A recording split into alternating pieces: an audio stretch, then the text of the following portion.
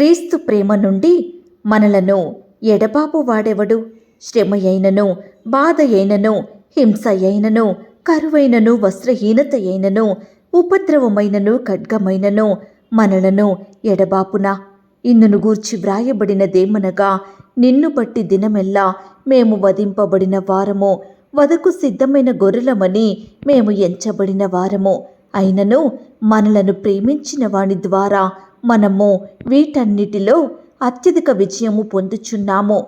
మరణమైనను, జీవమైనను, దేవదూతలైనను, ప్రధానులైనను, ఉన్నవి అయినను, రాబోవునవి అయినను, అధికారులైనను, ఎత్తైనను, లోతైనను, సృష్టింపబడిన మరి ఏదైనను మన ప్రభువైన క్రీస్తు యేసునందలి దేవుని ప్రేమ నుండి మనలను ఎడబాప నేరవని రూఢిగా నమ్ముచున్నాను.